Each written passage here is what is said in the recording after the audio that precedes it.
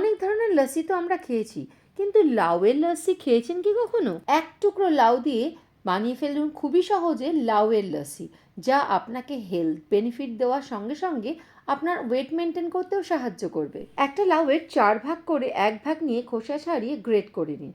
এই গ্রেট করা লাউ একটা পাত্রের মধ্যে রেখে 3 থেকে 4 চামচ জল দিয়ে ঢাকা দিয়ে 5 মিনিটের জন্য সেদ্ধ করে নিন। এবার একটা ব্লেন্ডার নিয়ে তাতে সেদ্ধ করা লাউ, হাফ কাপ টক দই, 1 মুঠো পুদিনা পাতা, পিঞ্চ অফ সল্ট, হাফ চামচ চাট মশলা, হাফ চামচ ভাজা জিরের গুঁড়ো দিয়ে খুব ভালো করে ব্লেন্ড করে নিয়ে একটা গ্লাসের মধ্যে কয়েক টুকরো বরফ দিয়ে ঢেলে নিয়ে সামান্য চাট মশলা উপরে ছড়িয়ে একটা পুদিনা পাতা দিয়ে সার্ভ করুন। মিষ্টি স্বাদ চাইলে যে কোনো সুইটনার ইউজ করতে পারেন, তবে হেলথ বেনিফিটের জন্য সুইটনার ইউজ না করাই ভালো।